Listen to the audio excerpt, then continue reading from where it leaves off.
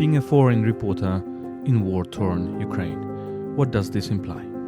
This is a conversation with Jen Stout, a Scottish journalist who has spent a significant amount of time in Ukraine during the hottest stage of the full-scale Russian invasion. Jen has published a book, Night Train to Odesa, covering the human cost of Russia's war, a very touchingly personal account of the people she has met and experiences she has lived traveling through war-torn Ukrainian cities and villages. You're listening to the podcast Explaining Ukraine.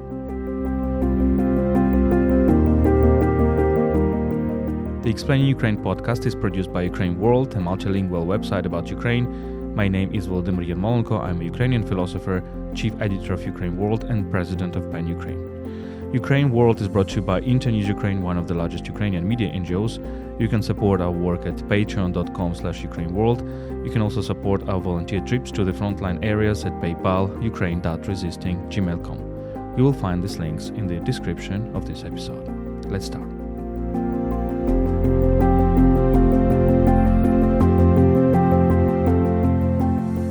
Jen Stout, welcome to this podcast. Thank you. I'm so happy to be here. I'm so happy to see you again. Yeah. So, and congratulations. You're going to publish your book about Ukraine, which is called Night Train to Odesa.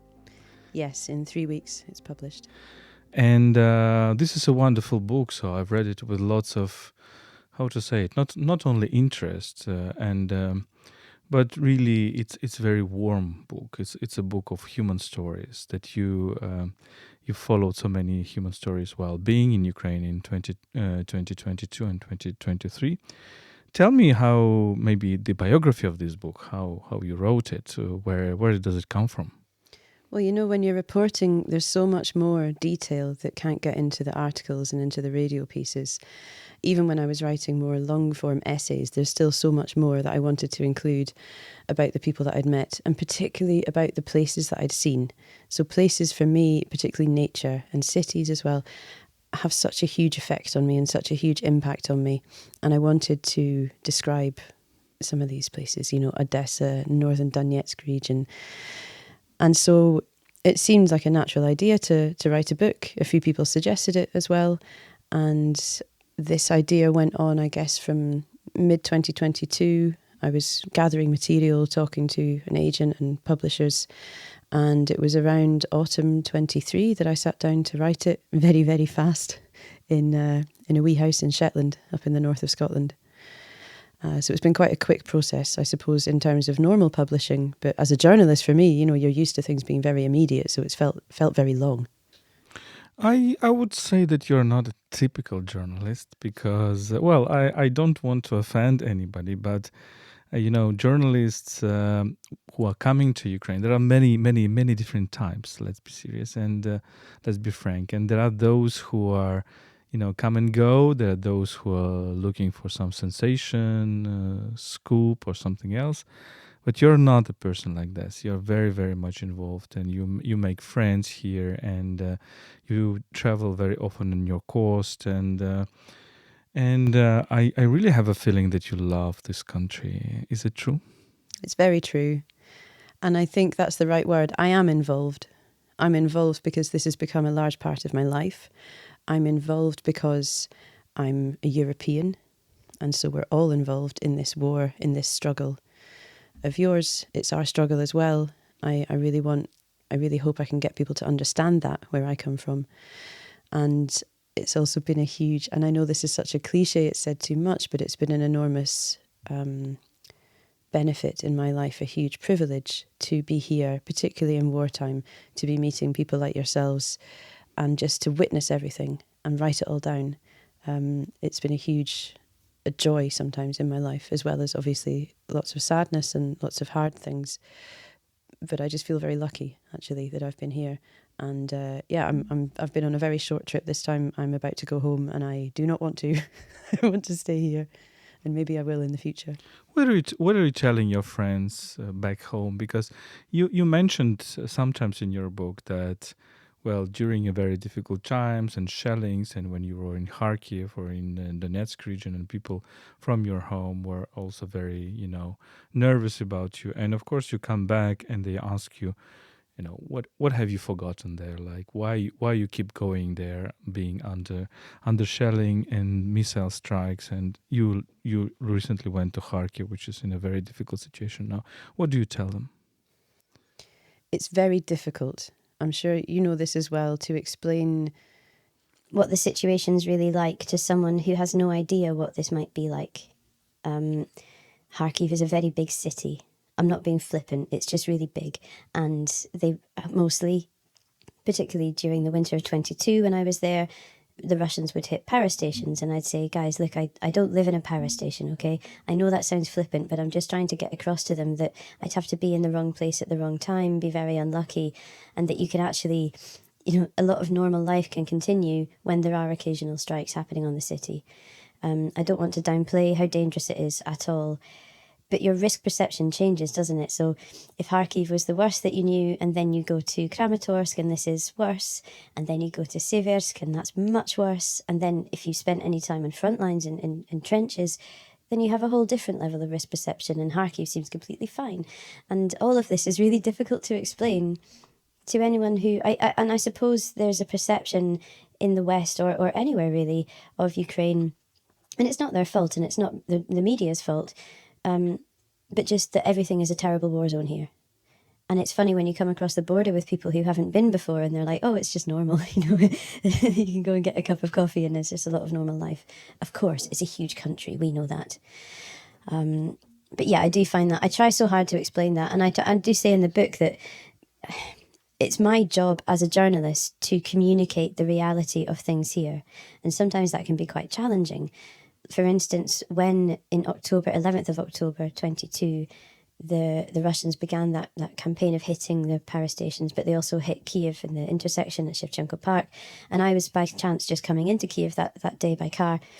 And on the radio, I said, on the live radio, it was BBC Scotland, and I said, oh, the missiles hit a busy intersection, a busy junction during rush hour. And the presenter said, what do you mean, rush hour?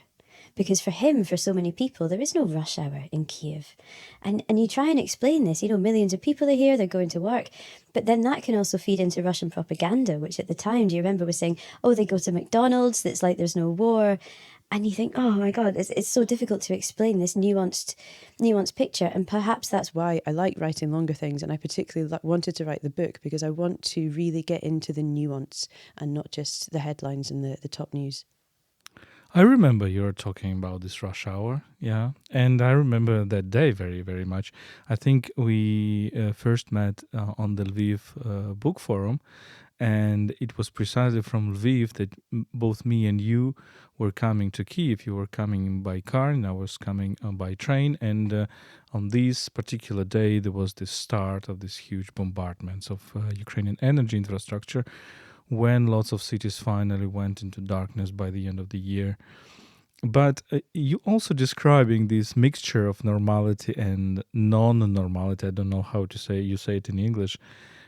Starting from Odesa, when you're describing these parties and the hospitality, and you write about a woman called Larissa. I was overwhelmed by Larissa's hospitality. So do you meet this hospitality often in Ukraine, and how do you explain it? So often. It's overwhelming. It's the kindness that I've been shown here is sometimes too much to bear. Sometimes it makes you feel quite guilty. I want to show hospitality back, and I can't, until you all come and visit me in Scotland, obviously. Particularly from women, particularly older women, I've had a huge amount of kindness. I was aware of that. I mean, I've been in Ukraine before, before the full-scale invasion, in Kharkiv especially. And in Kharkiv, I remember someone who had never met me before, a friend of a friend, said, oh, I'll show you the city. And it was Bogdan Sinyavsky. He spent the entire day showing me around Kharkiv, and then he had to feed me, and then he had to give me some gifts. And I was familiar with this, but it's cropped up, especially when you're interviewing somebody and they're having what you think is the worst day of their life. I mean, I was in the metro in Kharkiv at Kharkiv Pratsy, and I'm talking to women in their late 70s, and they've been sleeping in the metro where it's cold and damp for weeks. And I interview them, and they're just full of laughter and mischief. And one of them says, "Oi, Zhenya, isn't your flak jacket too heavy for you? You know, and they're sort of, you know, touching my face and saying, oh, is she eating enough? And then she said, doesn't your granny, babushka не переживает? Like, isn't your granny worrying about you? And I just didn't know what to say. And eventually I just said, no, she does worry, yes. And it was that, but that gave me a real feeling of solidarity, like very immediate solidarity. I mean, yes, I was choosing to be there, and yes, I could leave, and they didn't have that option. But we were all, for one reason or another, we were all in that together. In that metro, there was a lot of explosions going off up above, and it made you feel like not so exploitative. You know, I mean, I'm very uncomfortable sometimes being a journalist. I really am glad I'm not a TV journalist, because in that situation, to put a camera in someone's face would change the dynamic so much. Whereas as a newspaper journalist, you really can just sort of, what's the word? Just sort of float around talking to people. Yeah, And I love that. Yeah, I understand what you mean, because I always do a journalist work, and frankly, it's very, very difficult to speak to people who are going through, you know, very, very difficult situations. Are there any places in Ukraine, like during wartime, that became your favorite? Like, of course, this is Kharkiv. I can imagine we traveled there together, but maybe there are something else.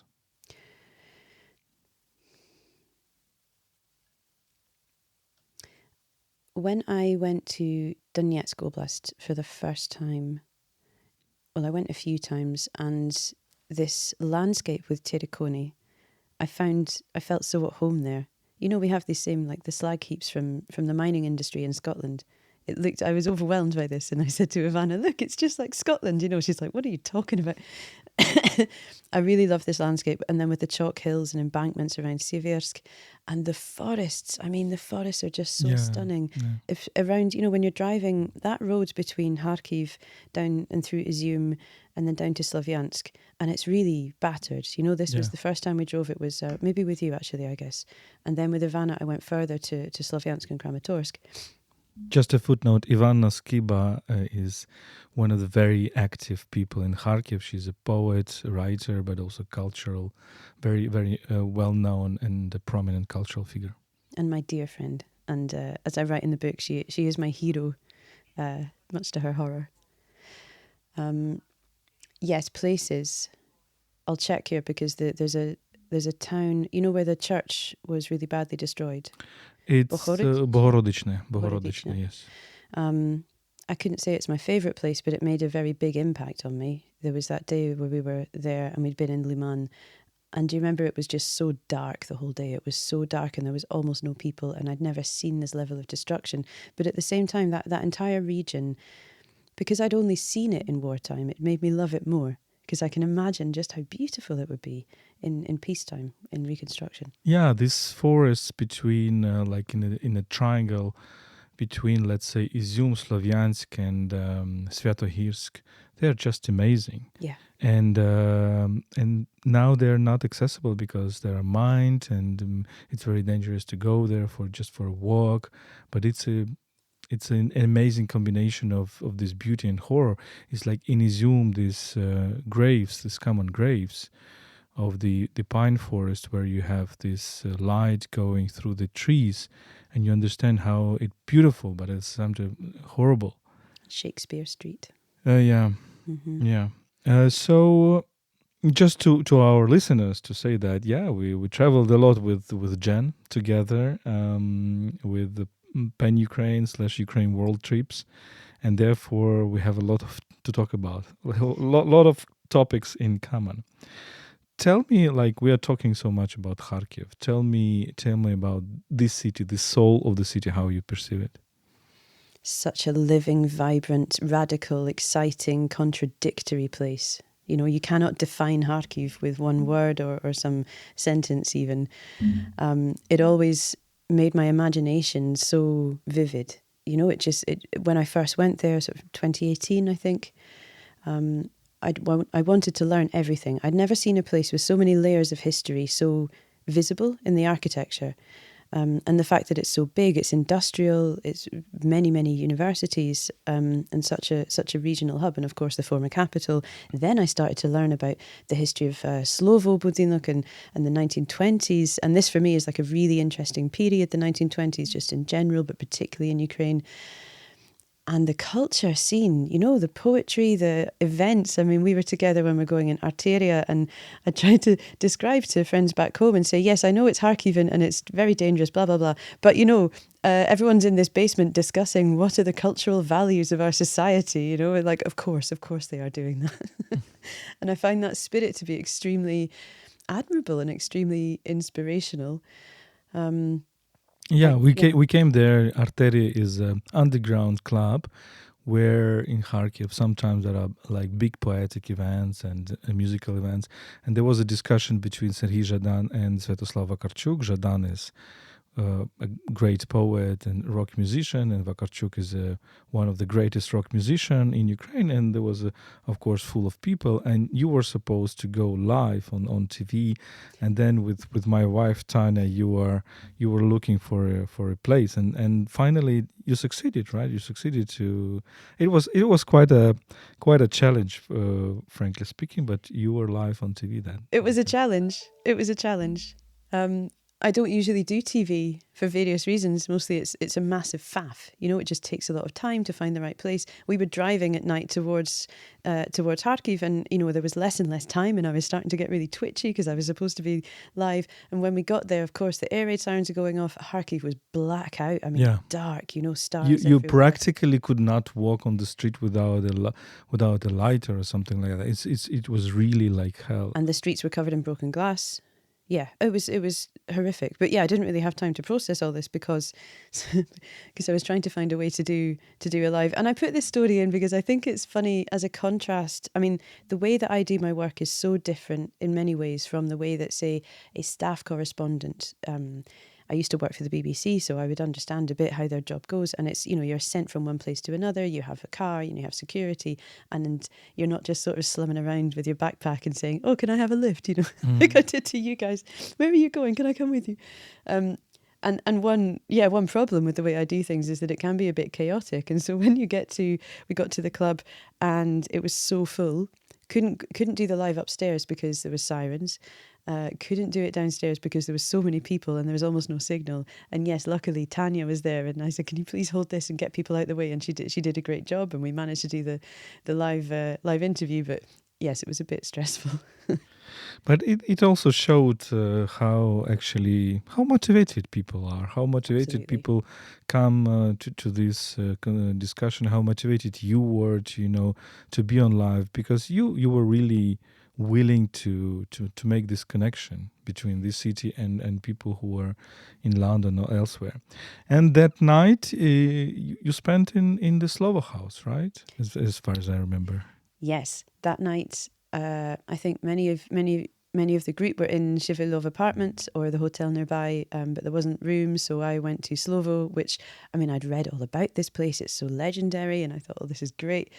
Now, I'm not a very brave person, you know. I'm scared of dentists and loneliness in particular. No, you don't look like a not brave person coming to Ukraine and traveling on your own. My point is, I have a very vivid imagination, and I'd read a lot about the history of Slovo, and then I was alone that night in Slovo in a blackout and hearing noises with a very active imagination, and it really freaked me out. I was really scared because I was on my own, you know.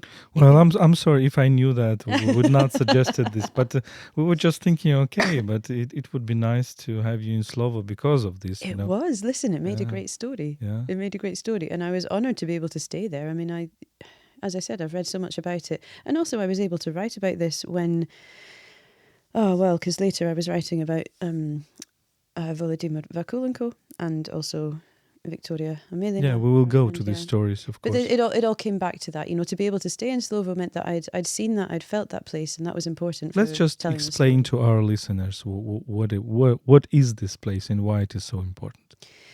This was a block of flats built in Kharkiv specifically for writers at the time. in the 1920s. I suppose it was maybe they started building in the early 1920s, but you can correct me if I'm wrong. Late 1920s and already 1930, yeah. Yeah, and this is when Kharkiv is the capital of the Ukrainian Republic, and many people are flooding to Kharkiv, to write, to be playwrights, to be poets. It's this real Renaissance time. It's a very romantic idea, of course. And so that they were housed in some of these flats, which for the time were extremely well apportioned. Some of them had telephones, and it was all, it was the height of that Soviet thing of let's make the writers the sort of greatest thing. But it was also a prison. It became a prison. There's something extremely chilling about that fact. And of course, many of the writers who lived in those flats ended up murdered by Moscow. Some of them committed suicide, and many were killed in the camps in the north of Russia. So the history is so heavy and so vivid to me, like it was yesterday. It wasn't long ago. So it's at the same time a place of culture, but also a place of tragedy, a place of creativity, but a place of murder. I think like 2/3, if I'm not mistaken, of all the writers who were placed there, it's dozens of people were either arrested and then killed in the Soviet camps, or like Mykola Khvylyovy shot themselves. Khvylyovy is the leader of this generation. So it's really, and now this is such a tense and dense place of memory. And Kharkiv Literature Museum has this one of the apartment. They bought the apartment, the mecenates bought the apartment, and it becomes now a residence, like a literaturna rezidencia, where people can go and stay and, feel this atmosphere at the same time fabulous and horrible. Yeah. Exactly. Fabulous and horrible. Yes. It's amazing what Kharkiv Literary Museum do. This is one of the things that I refer to try and explain why Ukraine is such an extraordinary place. The word literary museum sounds to many people maybe a tiny bit boring, right? But they do stuff that goes way beyond a museum. I mean, they're setting up all these events. They have 2 residencies now with Shivalov and Slovo. They're so... that it's such a great focal point for people in the city who are really making concrete the Ukrainian identity of Kharkiv, uncovering its history and having these discussions which are so vital. And the same with PEN Ukraine, right? Most chapters of PEN across the world are not like doing such literary activism of driving to Kherson, taking books to libraries. This is it's really on the ground stuff. Yeah. Jen is talking about us at this moment. Thank you. And there are also tragic stories that you're telling in this book. And by the way, for our listeners, all these stories about Slovo House and Kharkiv, Jen is covering this in her book in a very vivid and humane way. There are tragic stories. There is a story of Volodymyr Yermolenko, and we also came together to see his family. And there is a story of Victoria Amelina, whom you mentioned for the first time, I think, precisely in this Lviv Book Forum event, and you describe her. It was October 22. She would be killed in June 23. Tell me about these people. I fell into Lviv Book Forum by accident, almost. And then I kind of invited myself to all the events and met everybody, including yourselves and including Victoria. Victoria impressed me so much. She was often speaking on stage or hosting events, and she was clever, but also very self-deprecating. Not arrogant. And it was later on that we talked, and she took so much time to explain to me the history, the background, the cultural context, imperialism, Russian I knew a bit, but she would take so much time to explain this to me. She also just made me laugh all the time. She was so funny. She was making very dark jokes, yeah. Often about death and something like that. Yeah, exactly. But also about herself. She was always joking about herself. I'll just tell the brief story it was just a picture she put on Twitter when she was in Kherson, maybe with PEN Ukraine. You know how a lot of correspondents, they do the sort of black and white flak jacket helmet picture where they look very serious and like it's a little bit of a cliche. And Victoria was in Kherson and she had a picture in front of the, in the big square, but her helmet is too big for her and she's wearing it at a silly angle and making this silly face like, oh, what am I doing now? Silly me, you know. And I saw this, and I wrote to her. I was late 22, and I just wrote her a message and said, "You make me laugh so much. You know, I'm really happy that I know you." And she wrote back with some jokey thing. And there's a lot of egos in wartime. You know, you can meet a lot of people who make it about themselves, and she was the opposite. She was so committed to the work that she was doing, and I'm beyond angry and sad that we lost her. Yeah, yeah, this is true, and I'm telling this all the time that when we went to Dnipro, to the hospital where she was, we were joking a lot with her husband, Alexander, and with her close friends. We were joking a lot. I mean, because it was the way how she would behave in such a situation. And for our listeners, we have a podcast about Victoria Melina. You just Google it and you'll find in more detail. Another story is Volodymyr Vakulenko, a writer who was killed near Izum in Kapitolivka, and we both met his family, and we talk about him also a lot. Can you tell me the way how you have seen his story? Again, it was because I was tagging along with you guys in the bus, and many of the group from Pen Ukraine were going to visit Alena, Volodymyr's mother. So this was it autumn 22, and so it still wasn't known. He was disappeared. Where was he? And I remember this so well because it was quite hard to get to Kapitolivka at this time. There's a lot of checkpoints and the road is pretty bad. And we all go upstairs into the flat with Alena and Vasil and Volodymyr's son, Vitalik. And there's so many of us, you know, and I think, oh God, there's too many people. But she's such a kind woman, and she was sort of welcoming everybody in. And I remember we sat on the floor around Vasil like we're like children being told a story. And he's a lovely sort of kind, calm old man with big bushy eyebrows. Yeah, it was, and it's interesting because I wasn't, you know, it's not like I was there on my own having set up this, you know, appointment to talk to Alena. I'd heard about the story of Volodymyr's abduction, of course, but I was really just sitting at the back and listening and happy to be there. When we left, I remember she's one of those people whose kindness makes a mark on you. I could remember she touched me on the arm, you know, like so kindly, and it, like hours later I could feel her hand there, because she was the one in so much pain, and yet there she was, like with all this kindness to all of us and saying thank you so much for coming. And then as we were leaving, she said, I have to believe he's still alive because he's my only child. And I remember a lot of us were in tears as we drove away, watching them, leaving them. I kept in touch with, I wanted to write a big magazine piece about this story and really do a proper story, like very long, spend several months understanding and interviewing and researching it. And so I kept in touch with Alena. I kept in touch also with, I got in touch with Volodymyr's ex-wife. And I talked to Victoria about this story as well. And then it was November. I was in Kharkiv in Donbass with Ivana. We had gone on a bit of a crazy trip in her small car. We were on a base, and I got a message from his ex-wife saying all hope is dead. And it really affected me. I mean, I felt a bit silly because it's not my family, right? But I realised that all that hope that Alena had, I had taken it in myself, you know, and I'd been hoping too.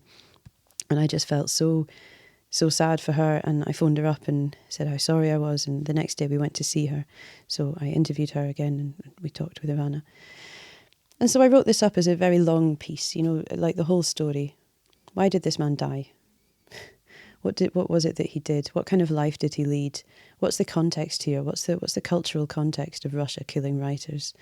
Yeah, and I feel lucky, of course, that I could be there and I could meet Alena and understand this story. But it makes it so much heavier that Victoria was central to this story, and then it was after I published that story, but then she was killed as well. Yes, Victoria found the Volodymyr's diary, and then we published it with Victoria's preface, and she wrote this preface 1 month before her own death. But this diary is really one of the strongest document of this war. So I really advise those publishers who are listening to us to translate it in many languages. The diary of a writer who was killed by the Russians. Some other people that we share experience, like we share common experience. We visited this woman who lost her granddaughter Rita, and the woman who is called Alla. Can you tell this story? I was telling that story very much as an observer, I suppose, because sometimes there's too many cooks in the broth and you don't want to crowd in. So I think Tatiana perhaps was interviewing this woman, but I could hear, so I remembered some bits of the conversation and I related it. Just trying to describe, was it in Bezruki, I think? Yes. Yeah. Describing Bezruki, the situation there, tank tracks all on the road, there was no gas, there was no electricity, winter was coming in and people were starting to feel really scared. So it was a tense feeling there.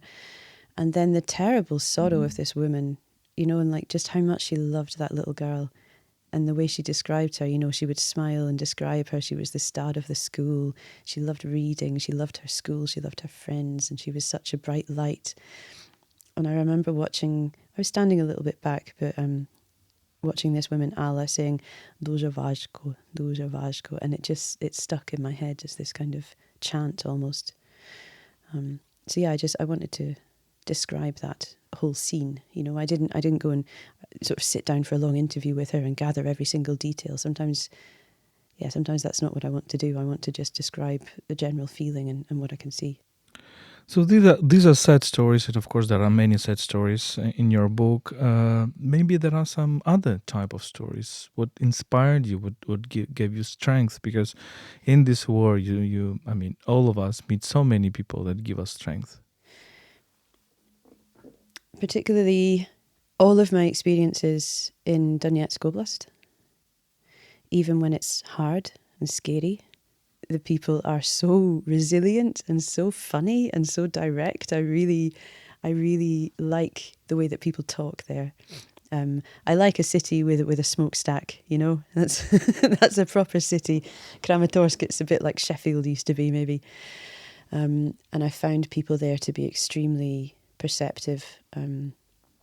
I interviewed some activists in Kramatorsk, and the way that they explained, their regional identity, Donetsk being like a kasha, they said, where there's many people come from all different places. I mean, there's this very long history of colonialism and of the Welsh and many other nationalities exploiting that area, of course. But I really found them to be extremely inspiring. One woman I met in Kramatorsk, she had retrained in her 40s as an ecologist. It was her lifelong dream to be an ecologist. And she was showing me with like such enthusiasm all of these books of the state park and the ecology of this region, how beautiful it is. And I was so carried away with this. I thought I was supposed to be there to talk about war and how difficult it is. But instead, she wanted to talk about something hopeful.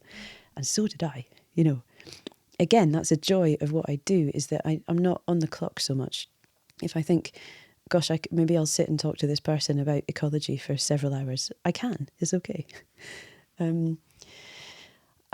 mean, one of the greatest things for me was, and I romanticize places. I completely admit this. I defend myself doing that, actually. I think it's okay if it's not too much. But Odesa had always been a place that I romanticized hugely. I mean, when I was younger and I was desperate to come to Ukraine, I would walk through Google Earth streets of Odesa and learn the names of the streets. And so when I finally got there, it was the end of April it was mid-April 22. And I knew, it's a hard situation. It's a war zone. I've never been in a war zone before. Do I know what I'm doing? Some people were very unhappy with me for going to do this. And yet that day is one of the happiest in my memories, because the weather was beautiful. It was springtime. I was in this extraordinary city and I was surrounded by people with such a sense of purpose, meaning, solidarity, kindness towards each other, Odesan humour, it's a particular thing. I was at a military hospital. That's where my convoy ended up.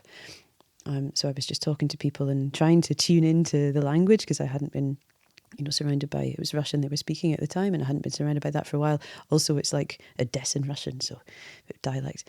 And I was just so happy to be there. I was so inspired by their attitude towards things, and just thanking my lucky stars, really.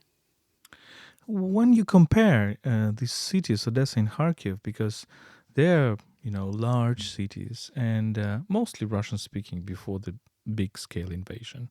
Now it is changing, but it's not changing that dramatically. And how do you see maybe their attitude towards the Russian Empire, towards the Russian language, Russian culture? Because their attitude is different. I would say that in Kharkiv, the Ukrainian core is much stronger. Odessa still has to, reinvent it. But at the same time, Odessa has much more multi-ethnic, multicultural element and much more global. So in both the ways, they are very, very interesting. And the future, how they reimagine themselves, are very, very interesting. But how you found it? Odessa, my friend explained, she's from Odessa, and I met her there, and she said, listen, Jen, Odessa is for Odessa. That's who they stand for. That's what they're primarily interested in. I don't want to offend anyone, but I agree with her. It's a very distinct city. It's not, I wouldn't use the word separate, because then you go down this line of, separatist. And no, they're not, of course. But they have a very distinct identity, as you say, from this being a global port, having so many different ethnicities, having this particular slang, and their humour. Kharkiv, to me, has always felt more Ukrainian.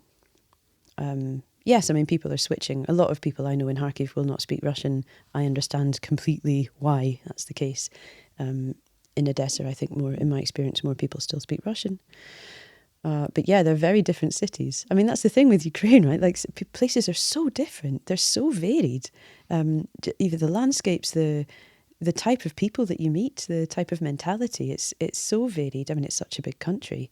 This is one of the things I want to get across in the book to people who don't know Ukraine. Maybe they think people don't really know how big it is. They don't know how varied the landscapes are, and they think it's like some small ex-Soviet country. And I'm like, no, it's like a whole world in itself, Yeah, Odessa was interesting because I interviewed Gennady Trukhanov. It was the mayor. He's the mayor, and the very, very ambiguous personality. Yes, you could say that. He's quite a scary guy. He plays a big hard man act, and he was all dressed up in military stuff and sort of glaring at me over the table because the translator had said, "Why are you pro-Russian?" I didn't say that. I can speak Russian. I didn't really need a translator. I was asking about the more nuances of identity in Odessa based on the people that I'd been speaking to in the previous days, who were not pro-Russian. They were just nostalgic for Soviet times. They were older people who remembered how things, they believed in the Bratsky Narod. They believed in these Stalinist ideas. And also they remembered when, they had some regular income and some housing and you know what I mean? It's a nostalgia. And I was asking about this, but I also asked him, why did you walk down the street with a St. George's ribbon on a few years ago? I think that was a reasonable question, So, yes, Odessa was an interesting place.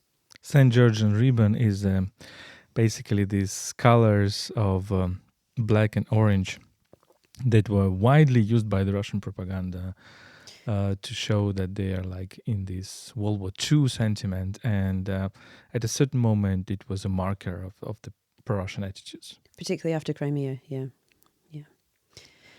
Yes, and he wore it on his chest as part of his campaign. I think even 2015 he was doing this, so it's reasonable to say, Yeah, it's interesting to see these people changing, and also a big question whether, how far this change will be, and what would have happened if Odessa, God forbid, would have been occupied. What would people like Trukhanov do? And the same question with regard to leaders of Kharkiv. So yes, it is still a big question of these, so-called political elites, local political elites.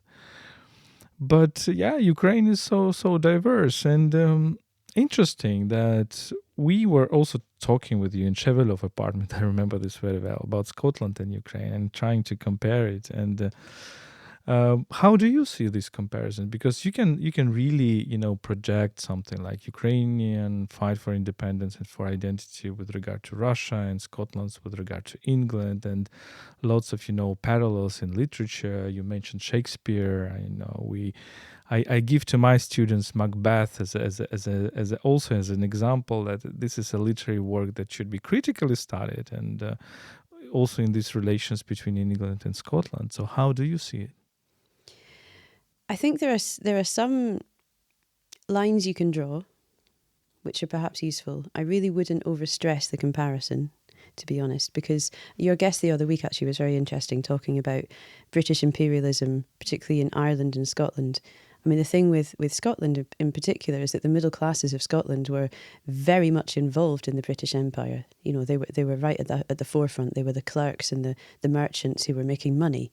But the same with some part of Ukrainians who were, finding them and making their career in Russian Empire. And yeah. Sure. I know what you mean. I mean, I find it, sometimes I've had some arguments in Ukraine with friends who, or acquaintances who are very not in favour of the idea of Scottish independence for various reasons. They like Britain. They don't want me to break up Britain with my independence leanings. And I say, guys, don't you think that's a little bit hypocritical?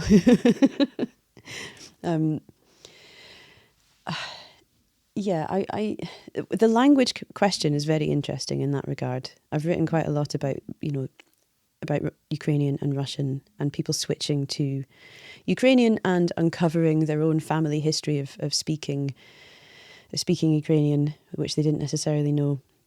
In Scotland now, I mean, we all speak English, but there is the Scots language. Where I come from, where my father's family come from, in the far north of Scotland, it used to be part of Norway. It was a Viking place, as you could see if you see a picture of my dad. And we had our own language, actually. For a long time, it was dismissed as a dialect, also as a poor way of speaking, as a dirty way of speaking. And, there are similarities we can see with the way that Ukrainian was treated, also that Surjik is discussed now in this same kind of snobbish term somehow. And now we're discovering the linguistic uniqueness of our Shetland dialect, and that it's actually linguistically it's closer to Scandinavian languages, and that it forms a coherent language. And there's some activism around that. Of course, the scales are completely different. We're only like 23,000 people. But the narratives are what interest me. How do you dismiss a culture? How do you say it doesn't exist? You dismiss the language. You say the language isn't a real language. It's again and again this happens. Yeah, and it's a remarkable story how Ukrainians saved the language, because I mean it was there are periods of time when it was banned. There were periods of time when you couldn't really write on them. There are periods of time when the elites were assimilating. I mean, our anthem, Ukrainian anthem, starts with the words "Ще не вмерла Україна." Ukraine has not yet died. And the thing is that before the full-scale invasion, or before even the war which started in 2014, we would rather look at the words of this anthem like, okay, but why you're so gloomy? I mean, why are you talking Ukraine has not yet died? I mean, we are alive, everything is fine. But the thing is that this idea, the words of this anthem, which were actually the roots of this anthem, if you look deeper, are within Ukrainian romantics of the first half of the 19th century, when you actually can say that Ukraine has died, Mm-hmm. and people like Shevchenko, Kostamaro was actually saying, no, it is in the grave, it was buried, but now it's just, resurrected. So these words have been said at a moment when, for example, Gogol for many Ukrainians is a person who wrote the epitaph on Ukraine. Therefore, the attitude towards Gogol is ambiguous, At the same time, he is a great writer who popularized maybe many things, Ukrainian, elements. But at the same time, he clearly said for him that Ukraine is in the past and the future lies with the Russian Empire. So yeah, sometimes it's remarkable not only how the culture is oppressed, but how the culture is resisting. It is. Again, the Scottish thing that makes me think of is that since the Union in the 1700s, the idea of a Scottish nation persisted partly because the courts, the education system, the law system, the banknotes, the banking system was preserved.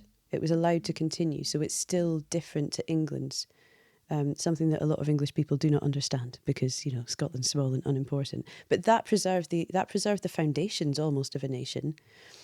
And the dynasty also, right? Sure. Yeah. Less important now, I think.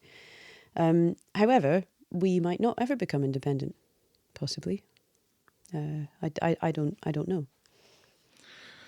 Yeah, but many things to think about, and the way how this assimilation process was in Britain, the kind of a English assimilation of Scotland and Wales and Ireland.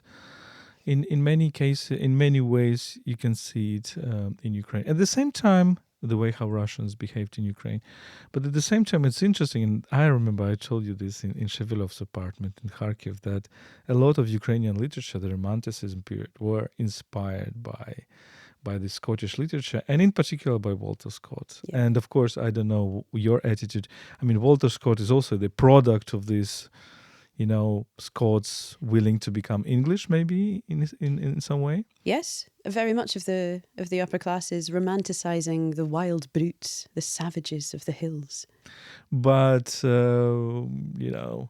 this image of minstrels in Walter Scott, it has a direct parallel with the image of Kobzar in Taras Shevchenko, right? And this idea of this literature that is being created not by writing a text but by singing songs. So there are lots of parallel things. Maybe my last question, and when Ukraine is now in a difficult situation, and you return to Kharkiv, and Kharkiv, I mean, Russians, it seems that they want to make Kharkiv inhabitable, and punish it for the unwillingness of Kharkiv to join this Russian world. Still, what gives you hope when you come back to Ukraine? The city is bustling. There's still plenty of people in Kharkiv. This gives me hope. It also scares me, to be frank. I'm not one for fake optimism. Terekhov the mayor of Kharkiv, has this line at the moment that everything is great. There's no problem. I'm not sure who he's talking to. I am very worried that, as you say, if you try and speculate and understand the Russian aims, then you could go mad, right? Because sometimes they're without logic. But I think there is an element of punishment towards Kharkiv for sure, and because it's close to the border, it's always more dangerous there. There's no air defence, it seems. I mean, the situation with rockets, but also now these glide bombs is absolutely horrifying. I mean, that really that scares me. Absolutely, that absolutely scares me. The blast radius is so much bigger. It shoots so much more debris into the air, so it's really dangerous for people's breathing. And I'm really that's utter terrorism to do that into a city. And yes, if they're not trying to soften it up for a ground invasion, which seems impossible because they couldn't take it in 22, and I don't see how they could take it this time, then they're trying to make it uninhabitable. And people are scared, They're still Kharkivianin and they're still determined, but they're scared of what happens if the supply lines are cut off. What happens if there's a siege? We've seen what they did before, not just in Mariupol, but in Grozny and Aleppo. We know that they're capable of this morally and militarily. A city of 1.3 million people under siege is an absolutely terrifying prospect, especially when it's my city, Volodya, but it's a city that I love. It makes me particularly angry and scared. So I'm going home and I'm going to tell as many people as I can relentlessly that they need to support Ukraine. They need to understand that this is a critical moment and lobby and campaign. This can't go on. Yeah, and there are ways to protect Kharkiv. Yeah, I mean, Russians are shooting with these S-300 missiles, which are, which fly in 1 minute, but you can actually, and this is, we coming back to this discussion, like Americans and sometimes are saying, well, you don't have to shoot the Russian territory. I mean, we cannot protect Kharkiv without shooting the Russian territory, without shooting these facilities who sent missiles. And we cannot protect Ukrainian cities without downing planes who send these bombs that you mentioned, because this is now probably the most dangerous weapon that they invented. Yeah. The directed bombs. So they have huge amount of these bombs, like thousands and thousands and thousands, and they make them like more targeted. And you cannot really shoot them with air defense. You should shoot the airplanes that are sending them. Therefore, we need F-16 or other types of planes. And there is little understanding. I have the impression that the world kind of, they just stopped looking at this war at around Ukrainian counteroffensive in autumn 2022, which succeeded, and then in summer 23, which failed. And then they regained some of the territory. Ukrainians regained some of the territory. Then they failed to regain some of the territory. And then it stops like this. No, guys, it's not stopping like this. Russians are now becoming very, very strong and very, very cruel. And unless you help us with things that just down these bombs, we are not asking you, to bombard Russian cities. We need to down these bombs and down these missiles. That's what we are asking. As I said, it's a European war. I just wish that Europe would realise that. Yeah. Thank you, Jen. My pleasure. Thank you for this conversation. Jen Stout with Explain Ukraine podcast.